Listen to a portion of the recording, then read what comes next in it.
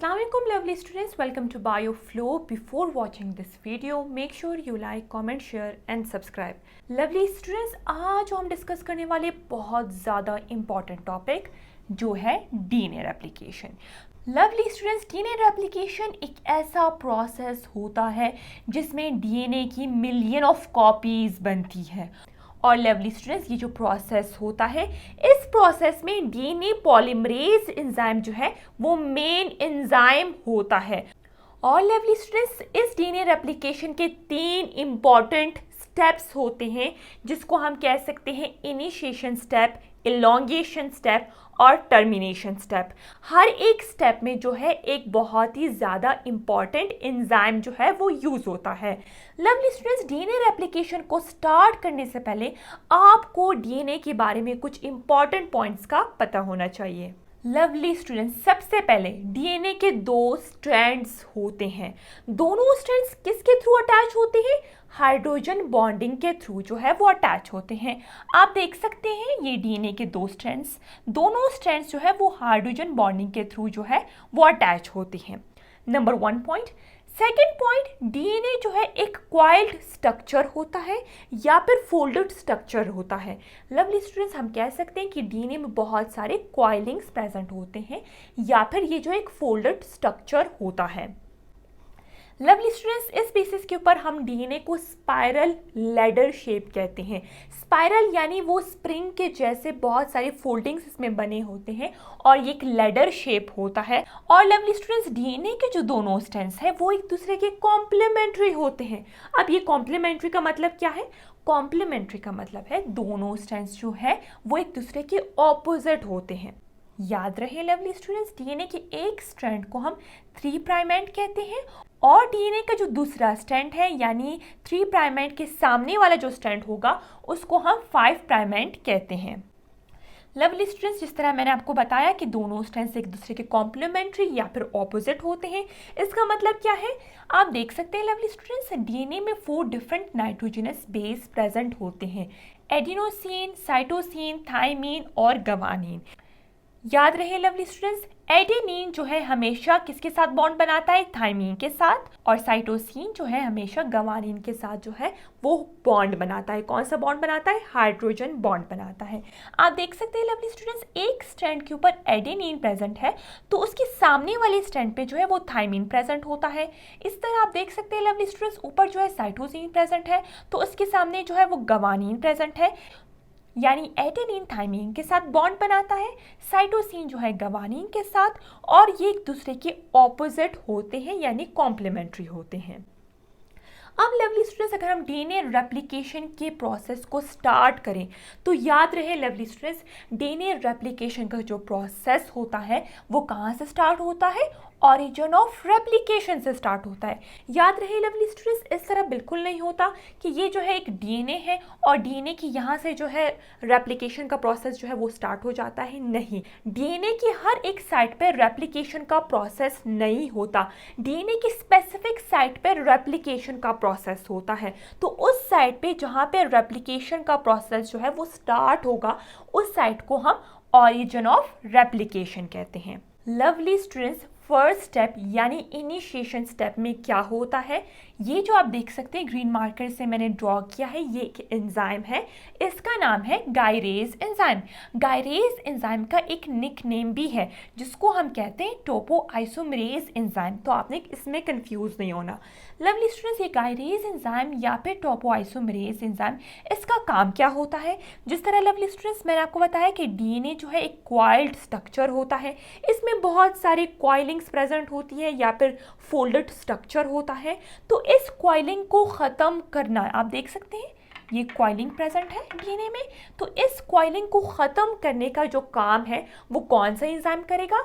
Gyrase enzyme करेगा, जिसको हम टोपो आइसोमरेज एंजाइम भी कह सकते हैं। तो इन दोनों का जो काम है वो अनक्वाइलिंग ऑफ डीएनए का है। इसके बाद आप देख सकते हैं लवली स्टूडेंट्स, ये जो डीएनए का स्ट्रक्चर है वो अब इस स्ट्रक्चर में चेंज हो गया, यानी स्पाइरल लैडर शेप स्ट्रक्चर जो है वो स्ट्रेट लैडर शेप स्ट्रक्चर में जो है वो चेंज हो गया। और आप देख सकते हैं स्टिल हाइड्रोजन बॉन्ड जो है वो यहाँ पे प्रेजेंट है। अब लवली स्टूडेंट्स, एक दूसरा एंजाइम होता है जिसको हेलिकेज एंजाइम कहते हैं। लवली स्टूडेंट्स, इस हेलिकेज को हम अनजिपिंग एंजाइम भी कह सकते हैं।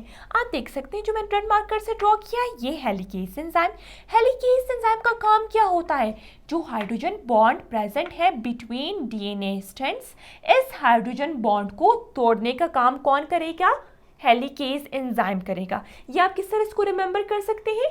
एच से हेलिकेज एंजाइम भी स्टार्ट होता है और एच से हाइड्रोजन बॉन्ड भी स्टार्ट होता है, तो ये एंजाइम जो है हाइड्रोजन बॉन्ड को तोड़ने का काम करेगी। आप देख सकते हैं लवली स्टूडेंट्स, अब ये एंजाइम जो है जिस तरह वो आगे मूव करता जा रहा है तो हाइड्रोजन बॉन्ड जो है आप देख सकते हैं जो मैंने ब्लैक मार्कर से ड्रॉ किए हैं ये भी टूट गए। लवली स्टूडेंट्स, इस स्टेप के बाद जो है आप देख सकते हैं ये स्ट्रक्चर जो है इस वाले स्ट्रक्चर में चेंज हो गया। अब लवली स्टूडेंट्स यहाँ आपने गौर से सुनना है, ये जो स्ट्रक्चर है आप देख सकते हैं एक वाई शेप स्ट्रक्चर में चेंज हो गया। ये दोनों जो स्ट्रैंड्स है अब ये खुल गए और एक वाई शेप स्ट्रक्चर में आप देख सकते हैं ये एक वाई शेप स्ट्रक्चर में चेंज हो गया। लवली स्टूडेंट्स, ये वाई शेप स्ट्रक्चर को हम क्या कहेंगे? वाई शेप स्ट्रक्चर को हम रेप्लिकेशन फॉर्क कहेंगे। अब लवली स्टूडेंट्स क्या होता है, इस रेप्लिकेशन फॉर्क के ऊपर जो है सिंगल स्ट्रैंड बाइंडिंग जो है वो अटैच हो जाते हैं। ये जो सिंगल स्ट्रैंड बाइंडिंग है जिसको शॉर्ट में मैंने SSB लिखा हुआ है लवली स्टूडेंट्स, आप देख सकते हैं जो मैंने ब्लू मार्कर से ड्रॉ किया है, ये प्रोटीन्स होते हैं जो स्ट्रैंड्स के ऊपर अटैच हो जाते हैं। ये स्ट्रैंड्स के ऊपर क्यों अटैच होते हैं? क्योंकि लवली स्टूडेंट्स ये इस वजह से अटैच होते हैं ताकि दोनों स्ट्रैंड्स जो है वो आपस में अटैच नहीं हो सके और वापस हाइड्रोजन बॉन्ड ना फॉर्म हो, तो इस वजह से सिंगल स्ट्रैंड बाइंडिंग जो एज अ क्लिप का काम करती है, दोनों स्ट्रैंड्स को रीवाइंडिंग से बचाती है। तो लवली स्टूडेंट्स इसका नाम क्या है? सिंगल स्ट्रैंड बाइंडिंग, जो क्या प्रिवेंट करती है? Prevent strands from joining back. अब लवली स्टूडेंट्स आप देख सकते हैं डीएनए का जो ओरिजिनल स्ट्रैंड है, आप देख सकते हैं डीएनए के दो स्ट्रैंड्स हैं। डीएनए के ओरिजिनल स्ट्रैंड को हम पेरेंट स्ट्रैंड भी कह सकते हैं और टेम्पलेट स्ट्रैंड भी कह सकते हैं। तो आपने याद रखना है डीएनए के ओरिजिनल स्ट्रैंड, इस स्ट्रैंड से जो है आगे डॉटर डीएनए की फॉर्मेशन होती है, तो उस स्ट्रैंड को हम क्या कहेंगे? ओरिजिनल स्ट्रैंड, पेरेंट स्ट्रैंड या फिर टेम्पलेट स्ट्रैंड। अब लवली स्टूडेंट्स आप देख सकते हैं यहाँ पे बहुत ज़्यादा इम्पॉर्टेंट जो है वो क्वेश्चन ये है, आप देख सकते हैं ओपन एरिया बन गया। अब डीएनए का जो ये ओपन एरिया है इसको हम क्या कहते हैं? Replication bubble.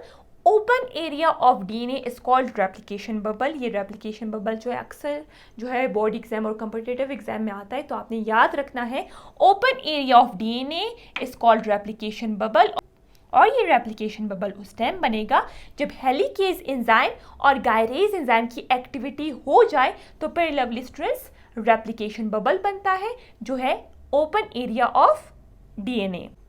लवली स्टूडेंट्स ये तीन जो स्टेप्स थे वो कौन से स्टेप में आते हैं? डीएनए रेप्लिकेशन के कौन से स्टेप?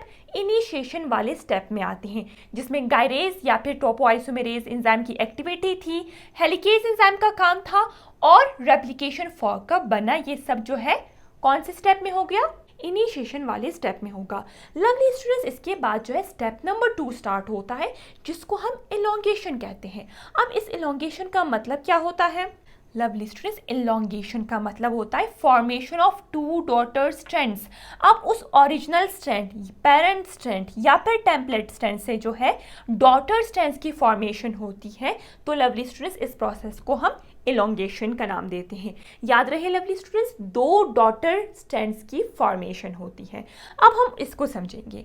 लवली स्टूडेंट्स इलॉन्गेशन में जो मेन एंजाइम है उसका नाम क्या है? DNA polymerase enzyme 3।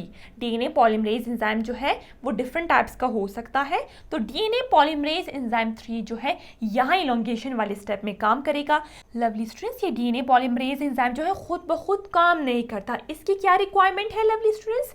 RNA primer का बनना। यानी ये डीएनए पॉलीमरेज एंजाइम 3 कहता है मैं उस टाइम न्यू स्ट्रैंड्स को बनाऊंगा जब आरएनए प्राइमर प्रेजेंट होगा। लवली स्टूडेंट्स आप देख सकते हैं जो मैंने ग्रीन मार्कर से ड्रॉ किया है ये आरएनए प्राइमर होता है।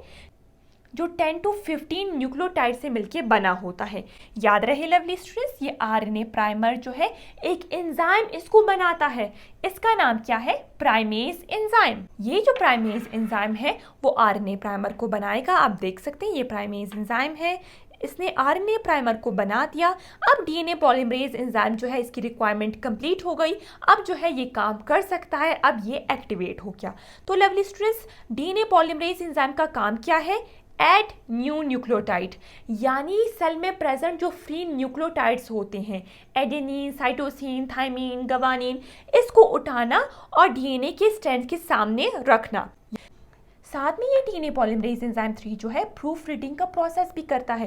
अब प्रूफ रीडिंग किसे कहते हैं? प्रूफ रीडिंग यानी फॉर एग्जांपल अगर यहाँ पे कोई रॉन्ग न्यूक्लियोटाइड जो है वो ऐड हो जाता है, फॉर एग्जांपल अगर डॉटर स्ट्रैंड पे यहाँ पे एडेनिन प्रेजेंट है, अगर फॉर एग्जांपल यहाँ पे गवानिन ऐड हो गया, गवानिन न्यूक्लियोटाइड हो गया, तो लवली स्टूडेंट्स ये प्रूफ रीडिंग का प्रोसेस करती है और ये एकदम से रॉन्ग न्यूक्लियोटाइड को जो है वो रिमूव करवाती है। और इस तरह ये एंजाइम यानी डीएनए पॉलीमरेज एंजाइम 3 जो है वो क्या करता है? म्यूटेशन के चांसेस को कम करवाता है, वो रॉन्ग न्यूक्लियोटाइड को भी एकदम से रिमूव करवा देता है। याद रहे लवली स्टूडेंट्स, ओरिजिनल स्ट्रैंड को हम टेम्पलेट स्ट्रैंड या पेरेंट स्ट्रैंड कहते हैं। तो ये डीएनए पॉलीमरेज एंजाइम जो है अब ये एक्टिवेट हो गया। इस स्ट्रैंड के ऑपोजिट जो है ये न्यूक्लियोटाइड रखेगा। जिस तरह मैंने आपको बताया लवली स्टूडेंट्स कि दोनों स्ट्रैंड्स जो होते हैं डीएनए के वो एक दूसरे के कॉम्प्लीमेंट्री या फिर ऑपोजिट होते हैं।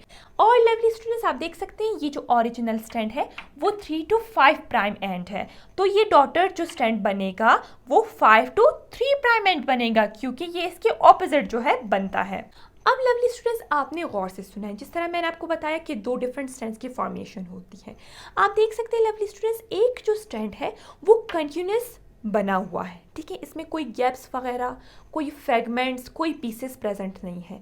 लेकिन एक दूसरा स्ट्रैंड जो प्रेजेंट है डॉटर डीएनए स्ट्रैंड, वो डिसकंटिन्यूस है, ये जो है फ्रेगमेंट्स के फॉर्म में बना। अगर मैं आपको यहाँ से समझाऊं लवली स्टूडेंट्स, आप देख सकते हैं ये हेलिकेज एंजाइम है, ये अपना काम जो है वो करता जा रहा है और हाइड्रोजन बॉन्ड को जो है वो डिस्ट्रॉय करता जा रहा है। और किसके लिए जो है रास्ता खोल रहा है? ये कंटिन्यूस स्ट्रैंड के लिए रास्ता खोल रहा है। लवली स्टूडेंट्स, ये जो स्ट्रैंड है जो कंटिन्यूअसली बन रहा है, इस स्ट्रैंड को हम क्या कहते हैं? Leading strand. और लवली स्टूडेंट्स, ये जो लीडिंग स्ट्रैंड होता है वो टूवर्ड्स ये रेप्लिकेशन फॉर्क बन रहा है। आप देख सकते हैं ये स्ट्रैंड की जो डायरेक्शन है वो टूवर्ड्स द रेप्लिकेशन फॉर्क की तरफ बन रहा है। तो लवली स्टूडेंट्स, एक ऐसा स्ट्रैंड जो कंटिन्यूसली बन रहा होता है और इसकी अगर डायरेक्शन की बात करें तो टूवर्ड्स द रेप्लिकेशन फॉर्क जो है ये बनता है। और ये आप देख सकते हैं 5 to 3 प्राइम एंड जो है वो बन रहा है। इस तरह के स्ट्रैंड को हम क्या कहेंगे? लीडिंग स्ट्रैंड कहेंगे। और जिस तरह लवली स्टूडेंट्स मैंने आपको बताया एक दूसरा स्ट्रैंड बनता है वो पीसेस के फॉर्म में या फ्रेगमेंट्स के फॉर्म में बनता है। वो क्यों पीसेस के फॉर्म में बनता है या फ्रेगमेंट्स के फॉर्म में बनता है? लवली स्टूडेंट्स आप देख सकते हैं फर्स्ट रीज़न ये है कि ओरिजिनल जो टेम्पलेट स्ट्रैंड होता है वो 5 to 3 प्राइम होता है, तो इसके ऑपोजिट जो है वो 3 to 5 प्राइम एंड जो है वो डॉटर स्ट्रैंड बनता है। सेकंड रीज़न ये है, ये इस वजह से डिसकंटिन्यूअस या फिर पीसेस के फॉर्म में बनता है क्योंकि ये जो हेलिकेज एंजाइम होता है वो ऐसा ऐसा मूव करता जा रहा है और हाइड्रोजन बॉन्ड को जो है वो तोड़ता जा रहा है। तो लवली स्टूडेंट्स, जैसे ही थोड़े हाइड्रोजन बॉन्ड जो है वो टूटते हैं, जैसे ही ये हेलिकेज एंजाइम जो है हाइड्रोजन बॉन्ड को तोड़ेगा तो यहाँ पे जो है एक डीएनए का फ्रेगमेंट जो है बन जाता है। फिर लवली स्टूडेंट्स, जैसे ही हेलिकेज एंजाइम आगे जाएगा फिर एक फ्रेगमेंट बनेगा। तो lovely students, in the form of fragments जो बनता है स्ट्रैंड उसको हम लेगिंग स्ट्रैंड कहते हैं। लवली स्टूडेंट्स, लेगिंग स्ट्रैंड में जो फ्रेगमेंट्स होते हैं उसको हम क्या कहते हैं? Okazaki fragments. तो लवली स्टूडेंट्स, आपने याद रखना है कि एक ऐसा स्ट्रैंड जो अवे फ्रॉम रेप्लिकेशन फॉर्क से जो है वो दूर बनता है, 3 to 5 प्राइम एंड जो है इसका डायरेक्शन होता है, in the form of fragments बनता है जिसको हम ओकाज़ाकी फ्रेगमेंट कहते हैं। इस तरह के स्ट्रैंड को हम क्या कहते हैं? लेगिंग स्ट्रैंड कहते हैं। लवली स्टूडेंट्स, इलोंगेशन वाले स्टेप के बाद जब 2 स्ट्रैंड बन जाए, इसके बाद जो है स्टेप नंबर 3 स्टार्ट होता है जिसको हम टर्मिनेशन कहते हैं। लवली स्टूडेंट्स, टर्मिनेशन वाले स्टेप में क्या होता है? टर्मिनेशन वाले स्टेप में एक एंजाइम होता है जिसको डीएनए पॉलीमरेज एंजाइम 1 कहते हैं। अब lovely students, DNA polymerase enzyme 1 का काम क्या है? जो प्राइमर प्रेजेंट थे, आप देख सकते हैं प्राइमेज एंजाइम ने जो है प्राइमर की फॉर्मेशन की, प्राइमर के आगे जो है वो स्ट्रैंड बनना स्टार्ट हुआ।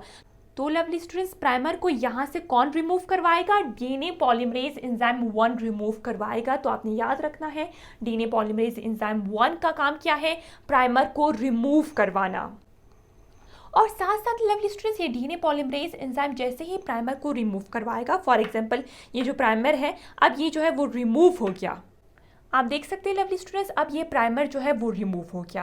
अब यहाँ पे जो स्पेस क्रिएट हुआ है, खाली स्पेस क्रिएट हुआ है, lovely students, DNA polymerase enzyme 1 का जो सेकंड फंक्शन ये है कि वो जो है डीएनए न्यूक्लियोटाइड्स को, फ्री डीएनए न्यूक्लियोटाइड्स को जो है वो लेगा और प्राइमर वाली जगह जहाँ पे अब यहाँ पे प्राइमर प्रेजेंट नहीं है, इस जगह को कौन फिल करेगा? इस स्पेस को कौन फिल करेगा? डीएनए पॉलीमरेज एंजाइम 1 करेगा। तो आपने याद रखना है कि डीएनए पॉलीमरेज एंजाइम 1 का काम क्या होता है? प्राइमर को रिमूव करवाना।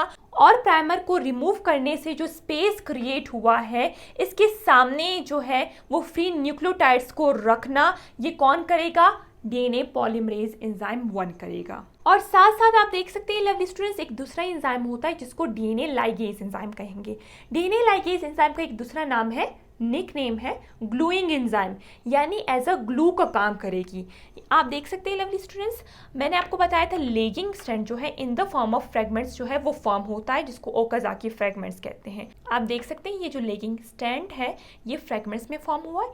तो इन दोनों फ्रेगमेंट्स को या फिर ये फ्रेगमेंट्स को कौन जोड़ेगा, कौन ग्लू का काम करेगा? वो डीएनए लाइगेज एंजाइम होगा। डीएनए लाइगेज जो है वो ग्लूइंग एंजाइम है जो ओकाज़ाकी फ्रेगमेंट्स को जो है आपस में जोड़ेगा और उसको एक डिसकंटिन्यूअस स्ट्रैंड से जो है एक कंटिन्यूअस स्ट्रैंड में जो है वो चेंज करेगा। तो आप देख सकते हैं लवली स्टूडेंट्स, डीएनए के एक स्ट्रैंड से जो है एक कंप्लीट न्यू डॉटर डीएनए की फॉर्मेशन हो गई। यहाँ पे भी एक कंप्लीट न्यू डॉटर डीएनए की फॉर्मेशन हो गई। तो लवली स्टूडेंट्स, इस प्रोसेस के थ्रू जो है मिलियन ऑफ कॉपीज बनती है डीएनए से। अब यहाँ पे लवली स्टूडेंट्स मैंने लिखा है कि जो डीएनए रेप्लिकेशन होता है वो सेमी कंजर्वेटिव मॉडल होता है। अब सेमी कंजर्वेटिव मॉडल का मतलब क्या होता है? सेमी कंजर्वेटिव मॉडल का मतलब ये होता है जो डॉटर डीएनए बना है, इसमें जो एक स्ट्रैंड होता है, आप देख सकते हैं जो मैंने ब्लैक मार्कर से ड्रॉ किया है, एक ओल्ड स्ट्रैंड होता है या फिर पेरेंट स्ट्रैंड होता है, ओरिजिनल स्ट्रैंड होता है और एक डॉटर स्ट्रैंड होता है। तो लवली स्टूडेंट्स, इस तरह की मॉडल को हम क्या कहेंगे? सेमी कंजर्वेटिव मॉडल कहेंगे। इसी के साथ साथ लवली स्टूडेंट्स, जो हमारा टॉपिक था डीएनए रेप्लिकेशन वो कंप्लीट हो चुका है। हमने हर एक स्टेप को जो है बहुत ही डिटेल से समझ लिया है। अगर आपको ये वीडियो पसंद आई तो आपने वीडियो को लाइक ज़रूर करना है और चैनल को सब्सक्राइब करना है।